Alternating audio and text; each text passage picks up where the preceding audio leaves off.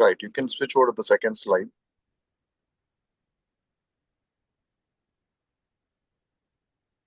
Okay. Okay.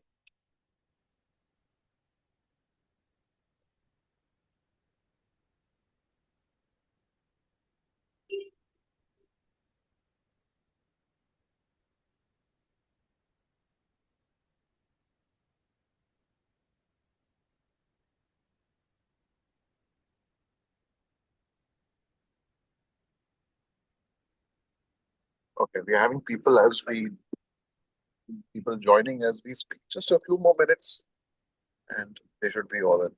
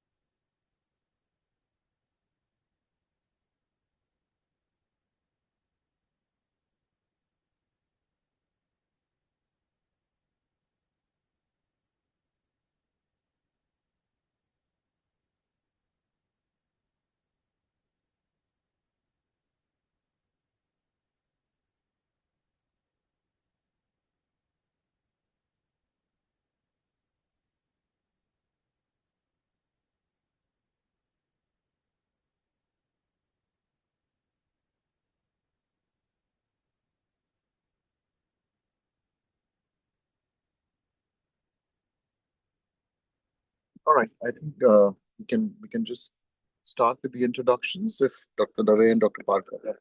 Okay, Yeah, sure. No problem. Dr. Parker. Yes. Okay, lovely. So we just get the introductions going. Thank you very much, all of you, for being with us today on our next series of the D.Y. Patil Postgraduate Lecture Series. We are very pleased to have with us Dr. Malay back. Uh, he is a prolific teacher, a dear friend, and one of the most inspirational figures in the academic world of psychiatry these days, as I'm sure all of you have experienced on multiple occasions. We are very happy to have with us Dr. Shubhangi Parker, who's also spoken on this forum in the past, and today she is taken over the mantle of being a moderator and a chair for this session today. So, welcome both of you, and welcome all the participants who are joining in big numbers on account of the popularity of the speaker and the moderator both. So, we have an exciting talk for you today. Dr. Malay always brings something new and exciting to the table, and today is one more pearl from his basket of wisdom for us. It gives me pleasure to introduce Dr. Parker to you. Dr. Parker is the Dean and the Professor and Head of Psychiatry. The previous slide, please. Yeah. At the Vedanta Institute of Medical Sciences. She's been a teacher and the head of department at KM Hospital for 25 years. She was also the academic dean, as well as she was the dean out there as well for a brief period of time before she moved on to Vedanta. And she's been an inspirational teacher for many of her students. She's been associated extensively with very premier institutions such as the AIMS, the PGI, Chandigarh, NIMHANS, etc. She has been a postgraduate teacher, a PhD examiner across various universities. She's been involved with India's first suicide counseling clinic and initiating the urban community mental health program at Malad in Mumbai. She has so many achievements to her credit that probably we'll need a whole lecture by itself, to get her to be acquainted with all the speakers. But suffice to say that she is an academician par excellence, and she is a very good soul more than anything else. So we are very grateful to her to have taken the time to be with us today. And I will request her to introduce Dr. Dave and take the series forward. And I will be back at the end of the session to give my vote of thanks. Over to you, Dr. Parker. Yes. Thank you so much. It gives me great pleasure to welcome you all on this particular session where we dwell into a fascinating and rapidly evolving area of neuroscience and psychiatry. Orexin, also known as a hypocretin, is a neuropeptide that was first discovered in the late 1990s. The growing body of evidence now suggests that dysfunctions in the orexin system may be involved in psychiatric conditions, various psychiatric conditions rather, depression, anxiety disorders, narcolepsy, addiction. Understanding this system may open up novel therapeutic avenues and provide deeper insight into neurobiology of mental illness. And it is very nice today that Dr. Malay Dave, I would say he's one of the important academic figure in the biological psychiatry in India. And we are all teachers, but he is really a great teacher to explain this complicated and novel neurobiological science to all of us, I would say, not just the young students. And we look forward to an engaging and thought-provoking discussion today. Let us open our minds to the possibilities this system presents in transforming psychiatric care. So we welcome you, Dr. Malay, to start your lecture. Thank you so much. Uh, Dr. Malay is a great student, always known as a great student of my friend Dr. Emangi Davle, very favorite student, and therefore we also have developed liking for him. And he is a very sharp psychiatrist, clinically good. I think sometimes at some point of the time I sent some patient which I found difficult to him, at some point even to Rashmi, and then of course I remain in the college. But they are good resources in the city of the Mumbai. So Malay, you are welcome to enlighten us on this beautiful topic. Thank you. Thank you, madam, so much for the kind words, and thank you, Rashmin, for inviting me once again to speak on this forum. Good evening, everyone. And today we are going to have a look at, learn something about the Orexinergic system in psychiatry. Are my slides visible and I'm audible clearly? Yes, you are visible. Yeah. Okay, so we are going to talk about the Orexinergic system in psychiatry. And what it does, how it kind of functions in the human body, and what are the implications of the system as far as physiological function is concerned, and how it presents as a significant point of interest for us, in the sense how can it be, or what is being done to regards to the Orexinergy system as treatment targets. So we shall begin. So orexins or hypocretins. Now, whenever we read literature, even today, these terms are interchangeable. So if we come across orexin or hypocretin in a paper, it actually means the one and the same system. It is a system of excitatory neuropeptides and discovered in the late 1990s. Now, something like this, the orexinergic system or the hypocretin system. Just because orexin is a shorter word, I would use that.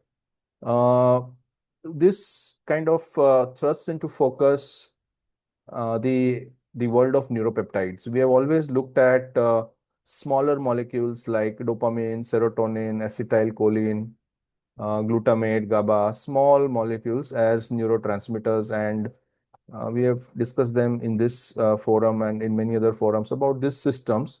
So we have a neurotransmitter, we have a receptor, and then we have downstream effects and physiological effects. And if there is a pathology, we try to correct it with whatever agents we have. Now, another group of molecules which are longer, bigger molecules are the neuropeptides. Shorter than than a typical protein, a fraction of that typical protein molecule. These are neuropeptides, and they once these neuropeptides have been discovered, orexins being one of them, it has kind of changed the understanding. We look at many physiological systems in the body, including the standard neurotransmitters that we think of. Two groups of scientists. One is the Sakurai group in Japan, and the other one is Delisia and his colleagues, both in 1998, discovered these systems independently. The Sakurai group labeled it orexin, meaning appetite, because they were able to figure out that it was because of this orexins that an organism or an animal would get the stimulation for food intake, and this system would control the metabolism. So that was their orexin name for the system. And the other team called it hypocretins, since they were secreted from the hypothalamus, and due to their significant amino acid similarity with the members of the incretin family, which are the gut hormones mainly, like secretin. And later it was found that, of course, they are not chemically related or even physiologically related to secretin, but that is how the name stuck. So we have orexins and hypocretins. And just to give you a perspective of the time frame, 1998, and we are in 2025. It is less than 30 years since the system has been discovered. So it is pretty much in the infancy of the understanding of the system that we are going to discuss this today. And again, to give a time frame, I finished my psychiatry in 1996-97. So I escaped learning about the system during my residency. So it's kind of new learning for me uh, as uh, as we moved ahead in time. So this is the kind of a rough, the how the journey of orexins has moved. So here we are at 1998, where the system was discovered, and then a lot of things have happened. We have actually learnt about the different types of receptors. In early 2000s, we learned about narcolepsy. In the early 2000s, that is 2001, there was a first selective hypocretin receptor 1 or OR1 antagonist, which was developed. Again, many functions like learning and memory, pathophysiological involvement of the system in Parkinson's disease, and that is how it has been moving. In mid 2000s, it was basically understood that it's not only about sleep and narcolepsy, but in basic psychiatric processes like which involve reward pathway. That was what was discovered. And again, what happens to the system when there is a degenerative neurological disorders like Huntington's disease and so on and so forth. And last 10 years or 12 years have been significant in the sense we have got a lot of new understanding in terms of anxiety disorders, eating disorders, PTSD, and so on and so forth, and development of newer molecules which can address the system and give us some tools as to how we can, target the system in our clinical practice. Actually, this green molecule, this is the lateral hypothalamic area and the posterior hypothalamus. So this will be the thalamus here, this will be the hypothalamus, and this is the posterior and the lateral part. In fact, this circle is bigger than what the actual structure is, but it is kind of to make it more colorful and give it importance. This is the area where we have the orexinergic neurons present. Means these are the neurons which are rich in this neuropeptide, and this neuropeptide signaling from here, it is kind of spread throughout the entire nervous system. So you have the cortex, here you have the basal ganglia, here we'll have the limbic system, brain stem, and not into the cerebellum so much. So the main areas where the system projects is the locus ceruleus, which is this one, brainstem. Then we have the tuberomammillary nucleus here. Then we have the raphe nuclei here. Then we have the lateral dorsal tegmental. Then we have the ventral tegmental. And then here we have the pedunculo-pontine thalamic nucleus. So this is the main projections of this area in the brain. Let me underline this. This is in the brain. There is something more which we shall see later on. So we have this system which originates. This is a collection here of orexinergic neurons, the lateral hypothalamic area and the posterior hypothalamus, and these areas mainly which are around the hypothalamus. Now, these areas that we talked about, apart from the origin, all these areas are involved mainly in something called as the maintenance of arousal. And from these systems, there are projections to the entire CNS. So technically starts here, projects to these areas, and from then also to the other areas. So projections are to the locus ceruleus, and here we have the norepinephrinergic loci, TMN for histamine, raphe nuclei, that is serotonin, and the lateral dorsal and PPT for acetylcholine. So this projections that target all the monoamines. So whether we have here histamine, acetylcholine, here we have norepinephrine, here we have serotonin. So almost all of the major amines, the centers from for this major amines get targeted by the system.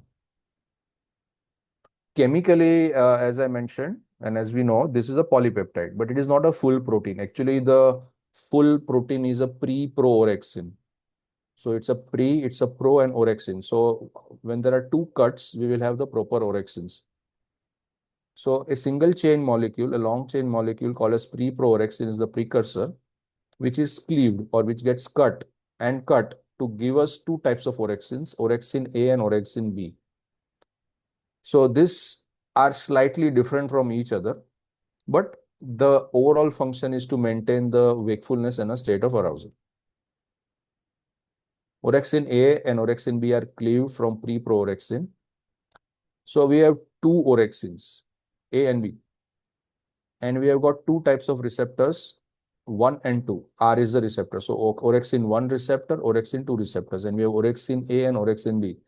Now, how these two orexins combine with this receptors 1 and 2 gives us slightly different kind of features that we'll see. So orexin 1 receptor has got very high affinity for orexin A, up to almost 100 times. And at orexin 2 receptors, the affinity is similar. So orexin A works on both, whereas orexin B has main activity on orexin type 2. Now, these receptors, they have a tendency to dimerize.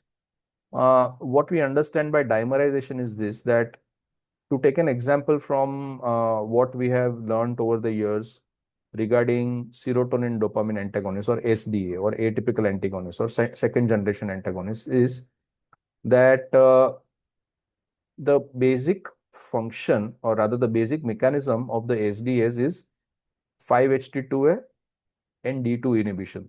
And then there are additional chains which will kind of agonize or antagonize certain other things, but mainly it is 5-HT2A and D2 antagonism or blockade. What is the idea? The idea is that when D2 is blocked, we shall get a antipsychotic effect. This is in very simple words. And when we block 5-HT2, there is a kind of a seesaw between 5-HT2 and D2. So if we block 5-HT2, there is more D2 available. We are already blocking D2 and we have some available. So the dopamine blockade is not very, very strong or irreversible.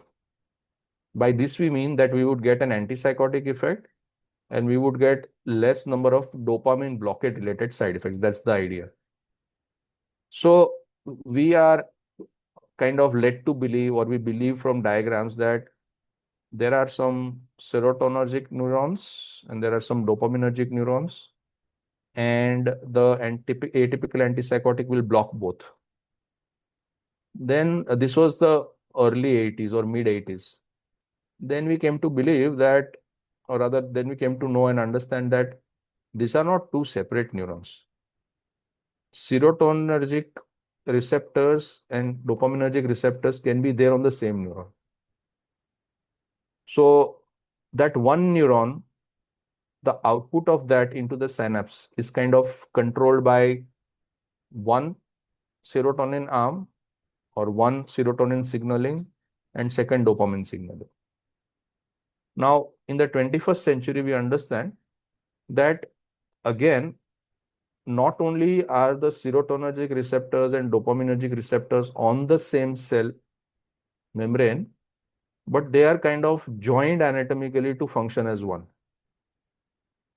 Now, this is called as dimerization or polymerization if there are many. Dimerization means we have two receptors belonging to different systems or maybe a same system which are joined anatomically, and they will kind of modulate the activity of each other. So we have dimerization, which is seen in orexin, in the orexinergic system, wherein dimers can form between both type 1 and type 2 receptors of the orexin system. So that is OX1 and OX2. And it can also form dimers with the cannabinoid system. So this is one system wherein it can kind of attach to or anatomically be attached to receptors of the other system. Both are complex. These are complex neuropeptides. That is what we are looking at. And this is the endocannabinoid system, which we might talk about sometime others. So the point is that orexins are activating.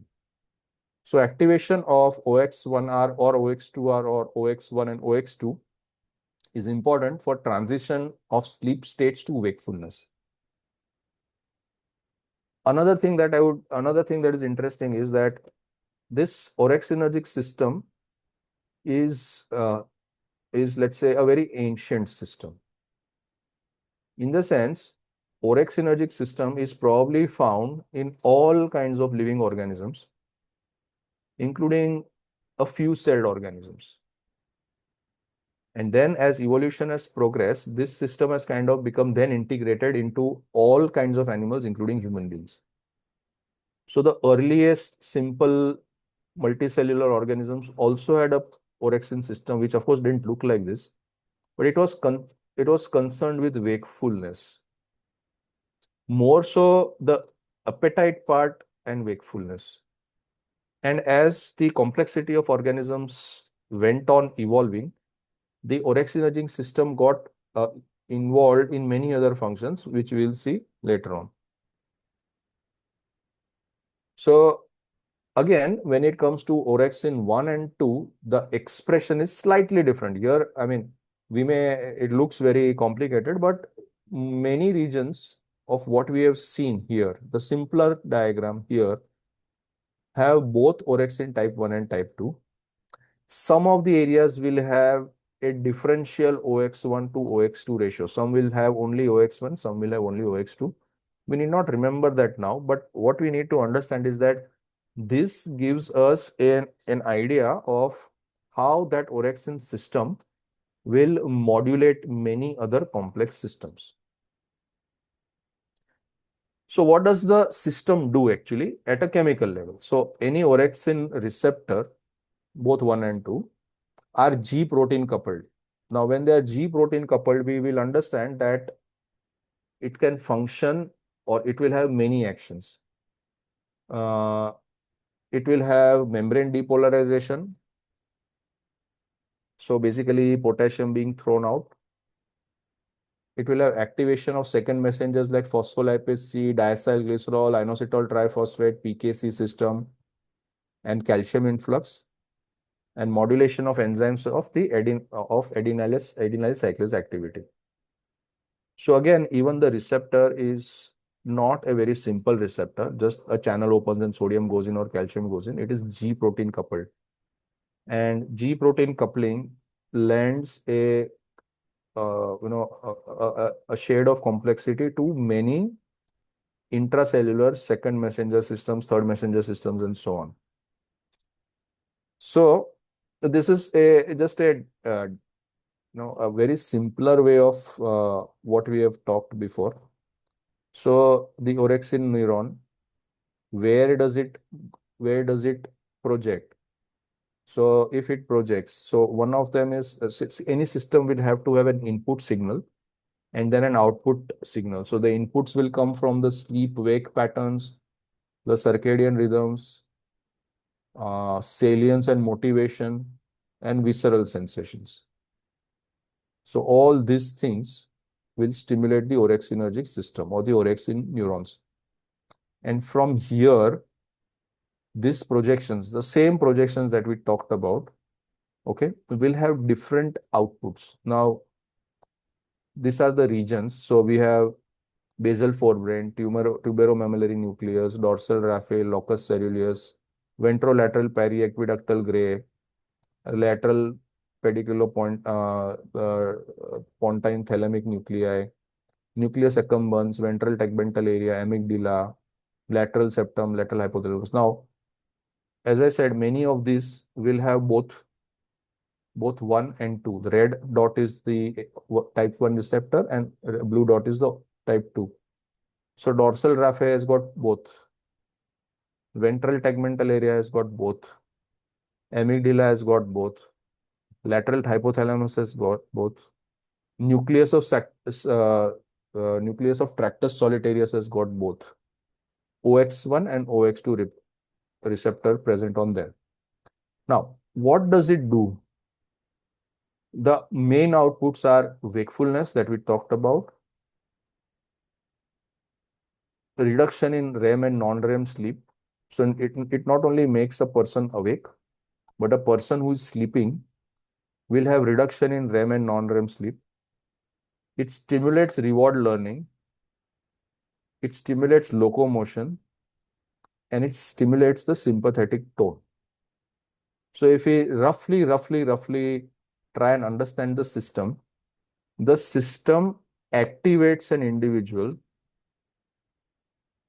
to face the stressors. It's an activating system. So sleep reduces, wakefulness comes, my sympathetic tone is more, I move, I experience, and I learn. This is how that system functions. And so this system is actually very ancient because the same kind of activity happens. Even if it is only wakefulness, it will ready the organism to face the challenges of the day. But as the organisms evolved, as we evolved to human beings, the systems got more and more complex and more integrated. So we have got all these functions managed by or modulated by a single central system. So again, it's the same kind of a thing, but it is more in words rather than colors and symbols. So sleep, the effect is wakefulness and attention. Emotions or stress modulated by amygdala and periaqueductal gray, and motivation by nucleus accumbens. So motivation, reward, and feeding stimulation. Hunger is arcuate nucleus and ghrelin, so ventral medulla and nucleus of tractus solitarius. So increase sympathetic tone and feeding. So these are the functions broadly of the system as relates to us. So again, I'm saying we talked of wakefulness, we talked of arousal, we talked of some things from the brain perspective. Now, again, we looked here that for the system, there are a lot of inputs, sleep-wake input, circadian input, motivational inputs, visceral inputs. But this influences can also be excitatory or inhibitory. So glutamate can be excitatory, ghrelin, cholecystokinin, vasopressin, neurotensin, oxytocin can all be stimulatory. CRF can be stimulatory. ATP can be stimulatory. Inhibitory signals are GABA, serotonin, noradrenaline, dopamine.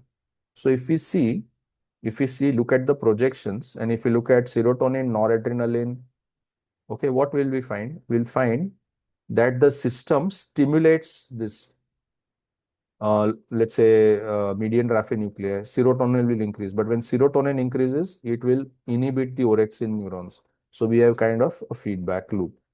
The same thing with noradrenaline. Orexin system will stimulate noradrenaline by the locus coeruleus, by stimulating the locus coeruleus. But when noradrenaline levels are high, they will be inhibitory. So again, there's a feedback loop. So here we have a system which not only modulates, but is involved in many kind of negative feedback loops, thereby maintaining the systems that it modulates. Now, a little bit into the details of various functions. So this is the seesaw of sleep. So what are the players here? We have the orexinergic neurons, and we have those three pathways: locus coeruleus, tuberomammary nucleus, and raphe. So we have got serotonin, locus coeruleus is noradrenaline, TM and tuberomammary nucleus is histamine, and raphe is serotonin. So three monoamines. This area, ventrolateral preoptic area, is acetylcholine rich. So we have got four monoamines in a kind of a balance with orexin doing something. So what happens in an awake state? So like right now, many of us are awake. What is happening is the stimulation of from these areas is going to inhibit the VLPO, this nucleus or this area.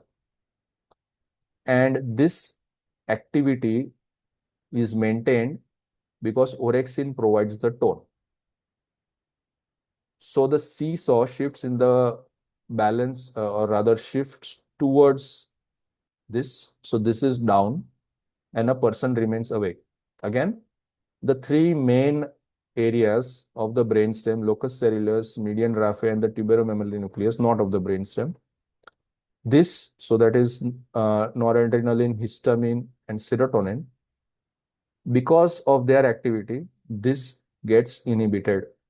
VLPO gets inhibited, and this activity gets a continuous, kind of a push or tonic impulses from the orexin. When a person needs to sleep, what happens is this part gets activated. The ventrolateral preoptic area part gets activated. It is going to inhibit both orexin and both median, all these three. So what happens is once it inhibits this, the activation is less, but it also inhibits the tonic effect of orexin here. So orexin is kind of a third party player between the activity of VLPO and LCTM and raphe. This is how it works. So this is how we sleep, and this is how we become awake. This causes us to sleep. This causes us to be awake. Orexin stimulates this, keeps us awake. When we need to sleep, this inhibits orexin. This inhibits raphe, TM, and LC. And this impulsivity, or rather this tonic stimulation, also reduces because this is inhibited. So that is the basic of sleep with regards to the orexin system. Now, we have also found that the levels of orexin A, that is one of the components, the two orexins, just for remembering, orexin A and B. Now, whenever we have people with insomnia, and also as we become old, we are going to have orexin levels which are on the higher side. With age, yes, and with insomnia, much more. That would also mean that as we become older, we feel less need to sleep. So our sleep duration gets reduced. Sometimes our sleep architecture also becomes more delicate. So At 25, 30, you can just lie down on a bed and go to sleep. Now, that same 55-year-old person will require not only a bed and a good pillow, but a dark room, peace, quiet. Why? Because the system is now having more of orexins, and we are prone to more of wakefulness, and more wakefulness would mean definitely less sleep and insomnia, which comes as a clinical presentation. And in those who have insomnia, this kind of a picture is not only physiological, because this is a physiological change, but will become pathological in the sense the baseline orexin levels will be much higher than for that age or sex, or even for that stage in development. Now, since the orexinergic system is, located where? Hypothalamus. And in hypothalamus, all kinds of nuclei are present, which modulate multiple physiological processes. Okay. So here in the previous few slides, we looked only at arousal, that is sleep and wakefulness. But there are so many things. And because of the innervation, or rather because of the projection of the orexinergic fibers everywhere. So what else do we need to look at? We need to look at one, energy expenditure, that is the metabolic rate. Stereotypic behaviors and movements. Appetite, because it has to do with feeding behaviors. GI system, reproductive system, hormones, growth hormones and prolactin, stress, and autonomic functions.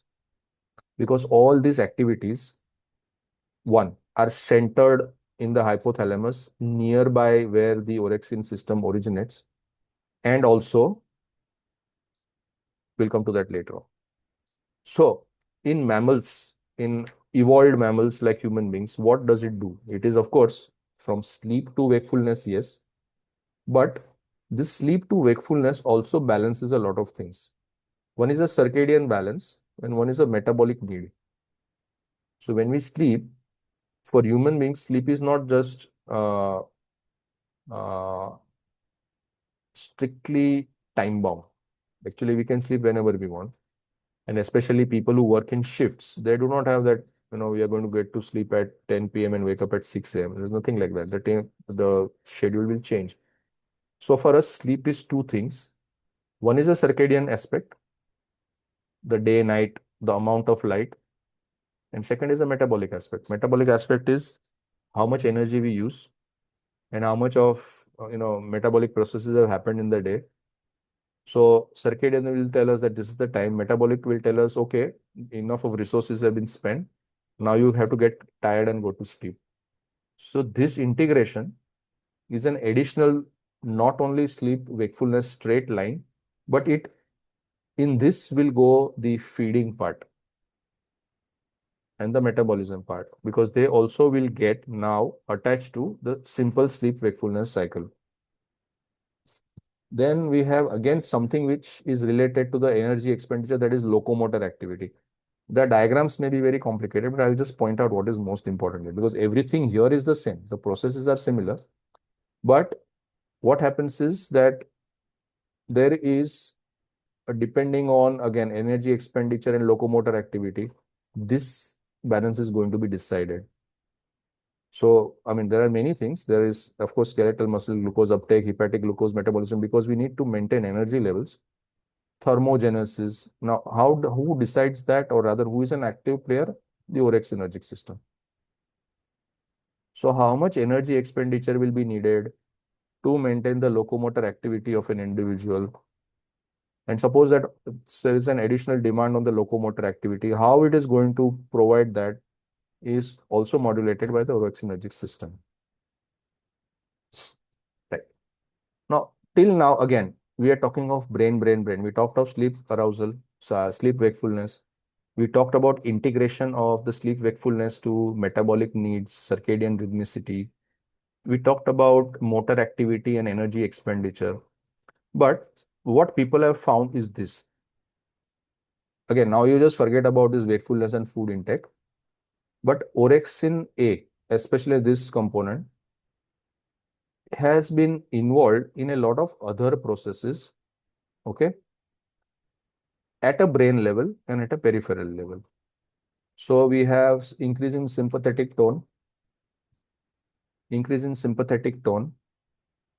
epinephrine release and glucocorticoid release, lipolysis, proliferation of adipocytes, spermatogenesis, reproduction, insulin secretion, gut motility, acid secretion in the stomach and stomach motility, changes in or variability in heart rate and blood pressure.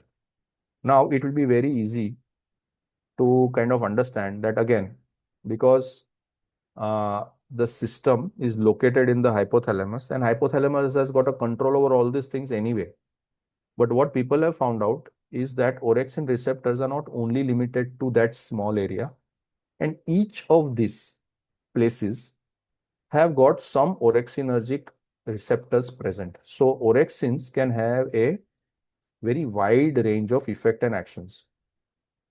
So if we look at, again, this is the HPA axis, hypothalamo pituitary adrenal axis. The diagram is very colorful and looks like a cartoon, but these are the components. This is the hypothalamus, pituitary, and adrenal axis. Now, this comes under the control of circadian rhythm and orexin. So this orexin system is also responsive to stress or stressful situations. And again, HPA is at the center of many things or many illnesses or many processes that we understand in psychiatry, including immune function, including endocrine function, including memory and learning. Now, the orexin system also has an effect on this is the hypothalamo-gonadal axis. And what is the gonadal part here? The luteinizing hormone releasing hormones from the hypothalamus to the pituitary, and the LH, luteinizing hormone, follicle stimulating hormone, to the gonad. This is the axis. So people have found that this projections of the receptors of the orexin system are also found also in the pituitary areas and also in the gonadal areas. But thereby they will have a modulation on gonadal steroids. The posterior pituitary, it's the endocrine pituitary, or rather it's a neuroendocrine pituitary, because two hormones mainly, prolactin, vasopressin. So again, because of the dopaminergic innervation, it has got an effect. Some people say that this area also, and where it projects the posterior hormones, will have some orexin receptors, but we are still working on it. Okay. And also, there are again receptors on the kidney, in the heart, in the spinal cord, whereby the effect or the functioning of the kidneys and the heart, and since it's a spinal cord, the vascular constriction as well as pain modulation happens, which again orexin can modulate.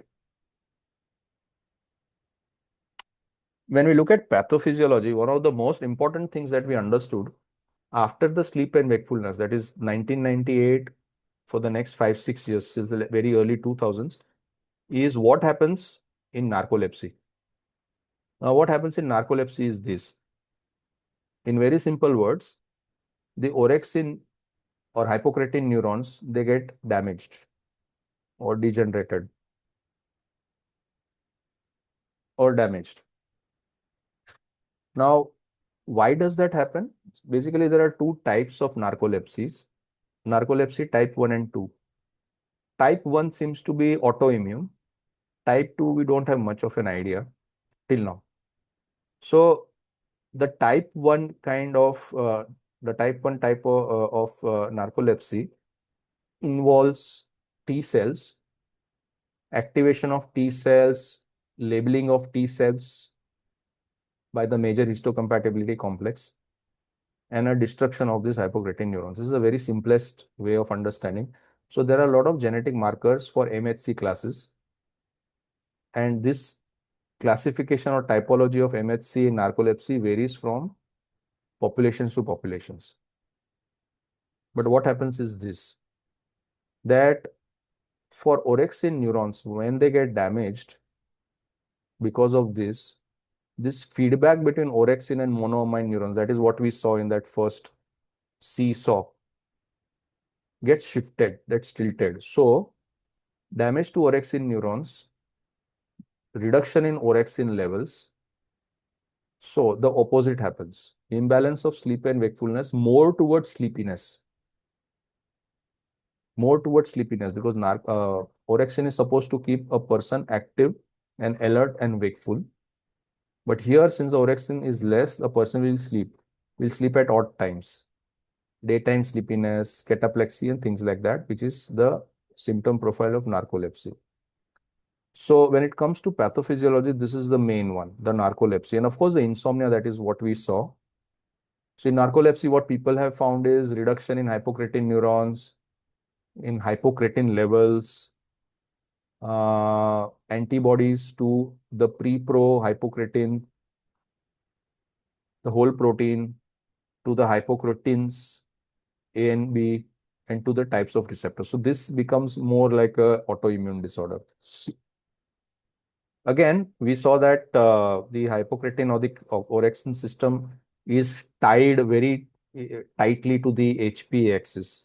So the central axis which mediates the stress response. So there can be acute effects or repeated effects. And then depending on the context, the orexin system over a period of time can be overactivated or underactivated. Both kinds of things have been known. So if there is more and more of activation, a person can develop anxiety. There is a chronic stimulation. If the activation is there, but there is more of inhibition or less of activation, there can be reduction in behaviors, motor behaviors, or depressive-like states. So this is what happens, variable responses with chronic stress with regards to the orexin system. So what happens is that orexin again is in feedback with two things. One is serotonin neurons. We saw that that's the midline raphe nuclei, and also the dynorphin neurons. This is the endogenous opiate system, a component of that, with both.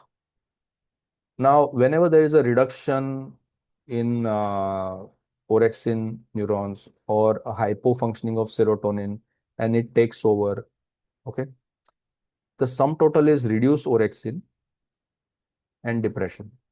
But it can also have an impairment in this feedback, and dynorphin neurons can become more active, which can lead to dysphoric states. So that is about depression. And what people have found, again, similar things, reduction in hypocretin neurons or size. Again, an increase can also be there, reduction in hypocretin 1, promoter methylation, so epigenetic changes, reduction in hypocretin 2, and so on and so forth. Again, similar stress-related disorders, we have reduction in hypocretins in PTSD and variable changes in anorexia nervosa. Why has anorexia nervosa got into the picture? Because again, basically, the orexin system has to do with feeding behaviors also. So whenever there is going to be change in stress levels or change in functioning of the orexin system, we are going to have variable changes in the food intake. Now, when it comes to addictions, substance use disorders, again, orexin, it's a small print diagram, but basically here they've taken cocaine, opioids, alcohol, cannabinoids, nicotine, and they looked at various areas of the brain which are involved. That's the reward circuit, and this is the OX1 and OX2 receptors. So what happens is that when reward systems are overacting, overworking, it could be under any influence, but orexin influence orexin overstimulation leads to overactive reward pathways, and that can lead to, or overactive salience pathways can lead to not only withdrawal states, but can also lead to stress related or cue or context related relapses. So in the complete pathophysiology of the disorder, whether it is salience, whether it is withdrawal, whether it is relapse, this system is involved. So another active area of orexin is whether we can target this system vis-a-vis the addiction disorders. Again, we know that drug use and impaired sleep, both of them go hand in hand. Impaired sleep reduce executive function, drug use increase orexin tone, impaired sleep. So this thing will go on and on and on. This is the kind of a loop that is understood in when we look at sleep and addictions. And what people have found is chronic use of alcohol and opioid is associated with overactive orexin neurons. Even opioid activity can do that. Opioid withdrawal can cause an activity of neurons. And this is again OX1 mediated. Most of it will be OX1 because we know that that is one thing which is more studied because it acts on both orexin type A and type B. And so a whole lot of research studies. This paper is, I think, 2021, so 3-4 years back. And there are many studies using orexin, uh, dual orexin or single orexin antagonists in the management of sleep as well as addictions. So it is mainly about suvorexant. We have now lemborexant, which is available to us, and we also have daridorexant and others which are in the pipeline. They will come. But not only for sleep, but sleep and associated. So they have started researching with sleep because that's a basic activity. But they have found that it also seems to not only correct the sleep, but manage the reward pathways, so reduction in that activity, and maybe maintaining uh, or correcting the substance use disorder. Another important area or function of orexin is the apoptosis, cell death. Orexin systems can trigger apoptotic pathways because apoptosis is a chemical pathway. The final outcome is cell death or cell destruction or removal of the disease or damaged or worn out cell from circulation, whichever system of the body. So this diagram is actually for two things. Only the chemical processes are mentioned here, but two things will happen because of apoptosis. One is apoptosis needs to happen in cancer cells. Cancer cells keep on dividing, they don't die. So if something can induce apoptosis, like orexin, it can be therapeutic. This is one approach. Second approach is that if apoptosis happens pretty quickly and unchecked in some disorders like degenerative disorders, we can have orexin involvement, or we can study orexin involvement in degenerative neurological disorders. Some of them are dementias, Parkinson's, early onset degenerative disorders like Huntington's disease. So this is another pathway, or this is another function or pathophysiology which can be addressed by modulating the orexin system. And of course, as I mentioned, since again all these areas of projection and innervation of the orexin system involve the hypothalamus and surrounding areas, it also extends down to the spinal cord. And that is where management of chronic pain, where we do not have very good agents to maintain or rather manage that. This is an area of interest, chronic pain. And again, it is not only orexin, but then it will have to be multi-systemic in terms of interaction with endocannabinoids or interaction with adenosine pathway or endogenous opiate pathways. When we look at, so this is where we looked at apoptosis. So as I said, one of the issues, or rather one of the avenues is cancers. But when we look at something which is more closer to us, that is Parkinson's disease and Alzheimer's disease. So actually the system can offer some protection for the substantia nigra neurons. And because there is some protection, the orexins, that is, can provide some neuroprotection. So that's a neuroprotective effect of orexins. Here we do not want the orexins to be antagonized. Here we want them to be agonized. We need them to work more. There are two places where orexins need to work more. One is narcolepsy, and second is this. So orexin A and B, through their actions or neuroprotective effect on the substantia nigra, can help in all of these cognitive deficits, daytime sleepiness, sensory motor deficits. But it will have, or it can have, in a susceptible individual, an opposite effect, wherein one damage of the orexinergic neurons can have again wakefulness and sleep disturbances, but also associated with tau accumulation and beta amyloid accumulation. So in the central pathophysiological processes of Alzheimer's and other dementia, an improperly working or a damaged orexin system is one of the players. Why? Because orexin, apart from, again, we looked at all the functions, but this is just another way of looking at what happens to cognition, is orexin is a hippocampal neurogenesis enhancer.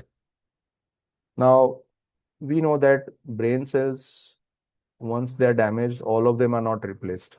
But there are certain areas in the brain where new neurons can come up. One of them is the hippocampus, the dentate gyrus of the hippocampus, the dentate gyrus of the hippocampus, where there are new neurons which can form. Now, orexin is an enhancer for that neurogenesis activity and can help in memory and learning. So, with degeneration, again, there are two things. As we age, there is a normal reduction in the capacity of all these processes. And if there's a degeneration, the process becomes too fast. So, with aging, both the activity here is reduced, and we will have not only hippocampal destruction, but this kind of a thing will also happen. Again, a picture of what happens in Alzheimer's disease or Huntington disease. The sum total is that there is a reduction in the hypocretin neurons. Post-stroke rehabilitation also requires stimulation.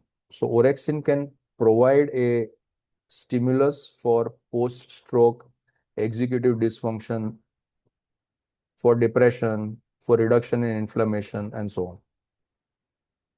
Again, it has been studied in developmental disorders like Prader-Willi, psychosis. Clinically, we see a lot of patients who are referred to us for delirium.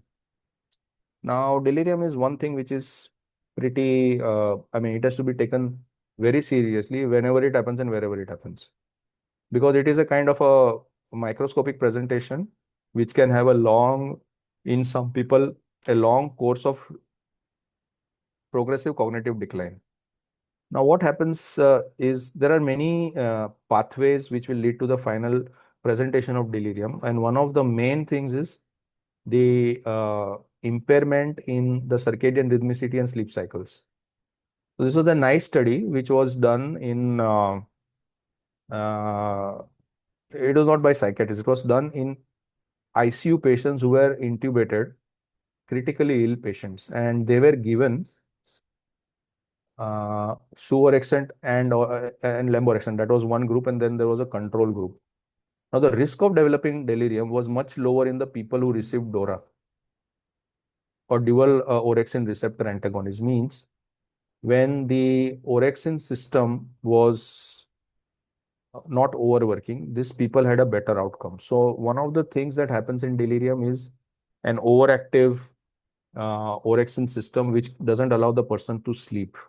When they don't sleep, then all these other systems also, because of the orexin activity, are getting activated and they need to calm down. Now, benzodiazepines may not do a good job because they are working on something totally different, which is the inhibitory aspects of GABA. And the other thing that we use is low-dose antipsychotics, which is dopaminergic. So the central core of delirium, one of the central aspects of delirium pathophysiology, is not getting addressed here. Okay. So when we look at treatment targets, we are looking now from what we understand as either we want to antagonize the system or agonize the system. So antagonism of the orexin system can work for insomnias, addictions, anxiety and stress-related disorders, eating disorders, and Alzheimer's disease. And agonism means we want the orexin system to work, can happen in depression and mood disorders, Parkinson's, and narcolepsy. So over time, orexin 1 antagonists or orexin 2 antagonists or dual acting antagonists have been developed, of which the commonest ones or the only one that is available right now with us is lemborexant. Before that, there was suvorexant, which didn't make it to the Indian market, so we have no experience with that. But lemborexant is pretty good. Very simple molecule to use, 5 mg and 10 mg. Peak concentration in 1 to 3 hours, and the half-life is pretty long. So a person who takes it can get a good, significant, satisfactory, optimal amount of sleep. Uh, so there's something about lemborexant which I'm not going to get into, but the point is that it is pretty clinically a safe molecule. No dose adjustments related on the basis of sex, age, or body mass index. No dose adjustment needed in mild, moderate, or severe renal impairment or mild hepatic impairment. Very few side effects. No rebound insomnia, no development of dependence or withdrawal effects. This is what is most important.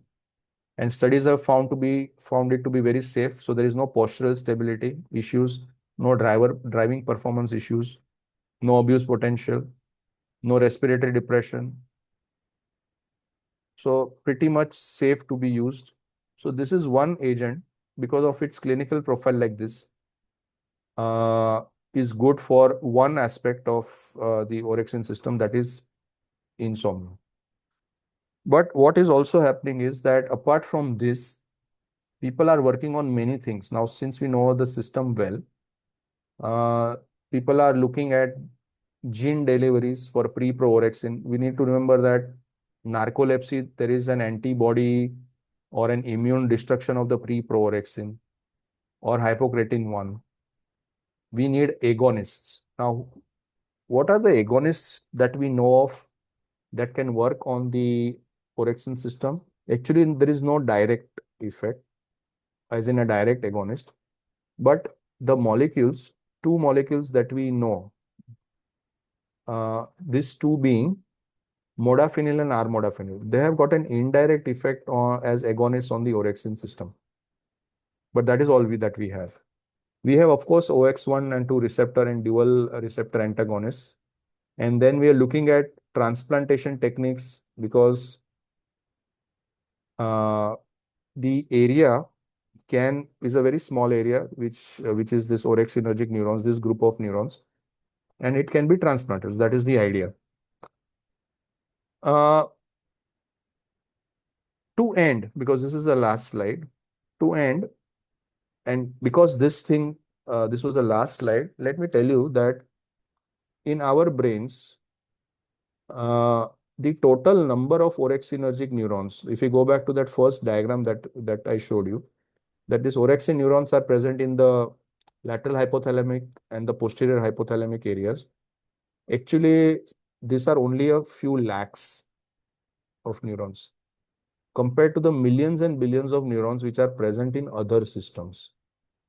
So when we are able to address this very small gathering of neurons, then all these strategies have a very high chance of success, because small area, if you look at 1 or 2 lakhs or 3 lakhs of neurons, it is actually smaller than a pinpoint. This is a small area which is at the center of modulating multiple activities.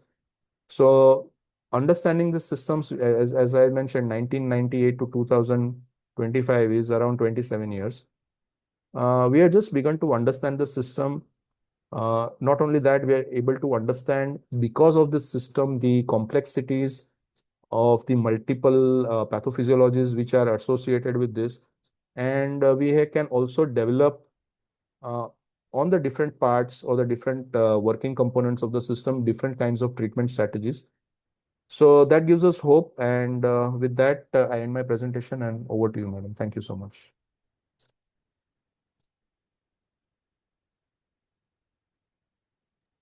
Thank you so much. It was quite lot of hard efforts to simplify this, and it's definitely a very important topic in that sense. it is a key player, looks like that, in a wide range of physiological and psychological process, from sleep to appetite, regulation to mood, reward, and even stress responses. So, should we open it for the students' question? Yeah, sure, ma'am. Yes, please. If anybody has question, please.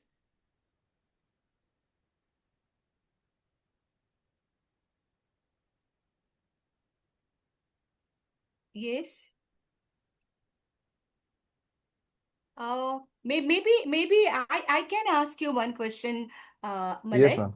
Are there biomarkers related to this orexinergic system that may help, in diagnosing or tailoring treatment in psychiatric disorders?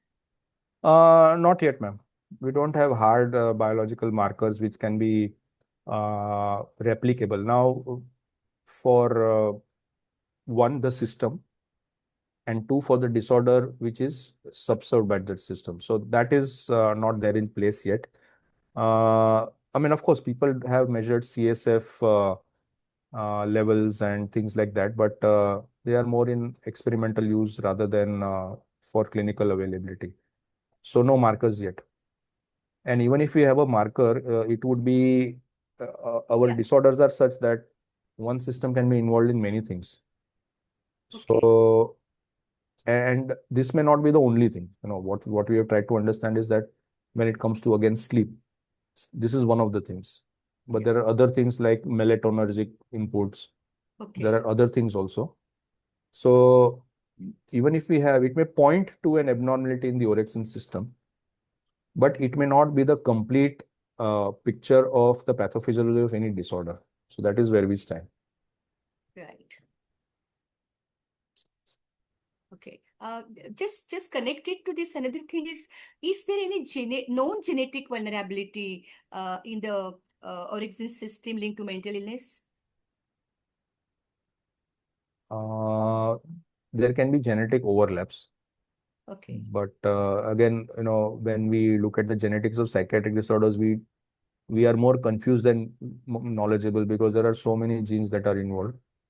And in fact, I can tell you one thing is that when we look at the genetics of sleep, the sleep cycle, uh, there is so much of an overlap just between that and mood disorders or anxiety. Okay. So again, we will draw a blank there unless we want to look at only a system and the type of symptoms that it produces. But again, we know that symptoms are going to be cross-cutting across diagnoses. It's not that only anxiety disorder patients will have anxiety. We can have anxiety as a presenting feature of depressive Right. disorders or other mood disorders, Yeah. or even in psychosis, in substance use. So again, so when there is a system involved, and even if we have a genetic marker or any other phenotypic marker or whatever kind of a marker, it will be for that system rather than for an illness. Okay. Students, any question? I think a couple of questions have come up on the chat. Okay, great, great. So I can take this. Cost of lemborexant. Lemborexant is a little bit on the steep side. So the cost of 5 or 10 mg per tablet would be around 75 to 80 or maybe more. And but it's available. And the same Dr. Divya Gowda has asked, in ICU can be used as anti-delirium or only as sedative. See, the thing is, when we are called in to see a patient, the delirium is already there.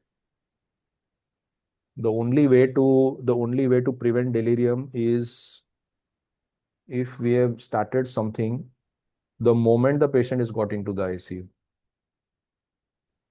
So here, to prevent delirium would mean that before we are called, the treating physician, surgeon, pulmonologist, cardiologist in the ICU has already thought that this patient or this type of patients can go into delirium. And before sending the patient to ICU, they have already started something. So in an ICU setup, when we are going to use lemborexant or DORAs, they are for two things. One is as a sedative, which will be different doses from what we are using for sleep, and multiple doses in the day. So that will ensure that the wakefulness is taken care of. Only single dose at night in a delirium patient will not work. So 5 or 10 mg may not work. It may be 20 to 30 because we are going to give it around the clock. And something like melatonin at night, which will take care of two things, night sleep as well as maintenance of circadian rhythmicity. So something like that has to be used. The study which I presented was only this thing in an ICU setup using suvorexant or lemborexant, that kind of thing. Another question that has come up is any precaution with lemborexant in respiratory issues? No. When we are going to use this for our patients, now we are out of the ICU. When we are using it for our patient, for anxiety and insomnia, for mood disorders and insomnia, it doesn't create a problem of any kind with respiratory issue. It doesn't inhibit that. Interaction between melatonin and lemborexant, no, not that has been reported. Both the mechanisms are different. So if you're talking of the ICU, then it works well. But if you're talking of regular clinical practice, we may not need to combine both because in some patients, see, melatonin basically is longer acting, it is milder, it is for inducing sleep and to manage rhythmicity, circadian rhythmicity. So people who want immediate sleep, maybe the lemborexant will work faster. If they are combined, no problem at all.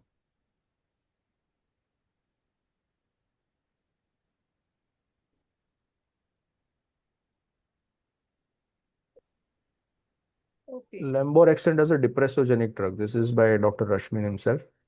Well, if we want to use lemborexant for mania, then I don't think we are going to be very successful because again, it can attribute to the wakefulness.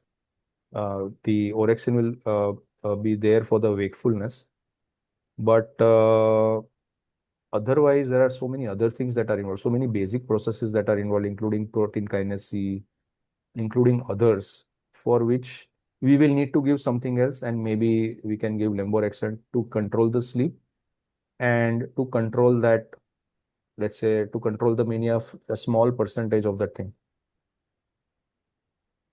Okay. Potential adverse effect of not that in the doses that I have used, I have not seen depression or a low mood as side effect of the drug. Dependency or abuse of lemborexant, no, not yet. Okay. Do you think, Malay, orexin-based therapies will find a place in mainstream psychiatric practice within next decade? Yes. So that is where the studies are there. So as I give that list of studies, they are all for, again, the insomnia and substance use disorders. Hmm. So what seems to happen is that sleep is better, of course, because that is what they are targeting. But secondly, when it comes to managing the um, uh, impulsivity to an extent, the reward pathways to an extent, that is where it can help. Another question that has come is any likely chance of other formulation coming up? Yes, there is daridorexant, but we don't know when it will come. As of now, in the Rexant group, so suvorexant was the first one. Lemborexant is the second one that we have. We missed out on suvorexant, and now let's see what happens with the daridorexant. Now, having said that, if you look at the absolute first slide, the introduction slide that I gave, there were two groups of people who found out, or rather who discovered the system almost at the same time. One was a Japanese group, one was the other group. So Japanese scientists have an edge in orexin research, and all the molecules have come from there. So let's see what else they can come up with.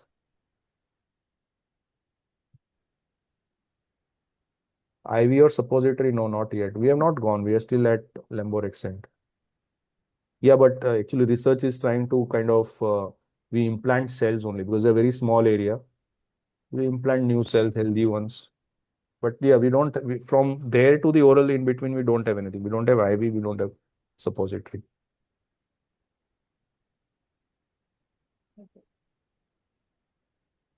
Brilliant. I think we've run out of questions now. Yeah, Though I there think could be innumerable number of questions, but Dr. Maheshwari has just complimented you that it's a difficult topic when explained in a simple way. Thank you, Malay. That's his speciality. So thank you. Right.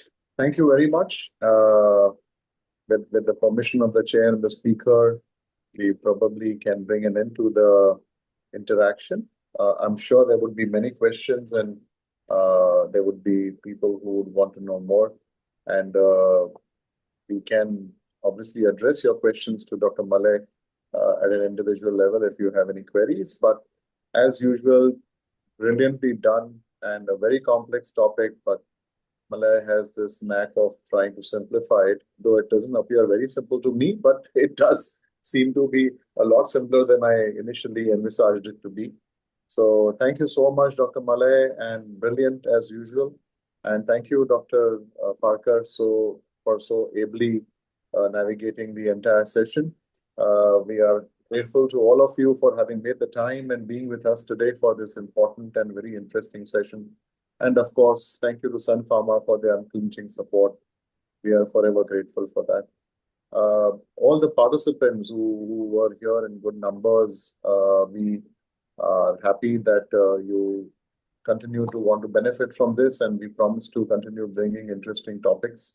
Our calendar is full all the way till February, so all the forthcoming lecture series are listed on the website. We encourage you to visit the website. We encourage you to visit the past events page, where all these lectures are available as free downloads as far as the slide decks are concerned. And there are links to the YouTube channel that we have where all these lectures are available for free access for everybody. So please take advantage of this opportunity. We've had brilliant speakers on this forum, and we continue to have more people lined up for you who are really great speakers in their own right and bring a lot of knowledge to the platform. I hope that you are able to take advantage of this going forward as well. And we look forward to seeing you at the next lecture series next month. Thank you all very much for being with us this evening. And again, thank you very much once again, Dr. Malay Dave and Dr. Shubhangi Parker. It was a pleasure that you were on this platform with us. And we hope to see you back soon sometime in the future. Thank you. Thank you all. Have a great evening ahead. good evening. Bye.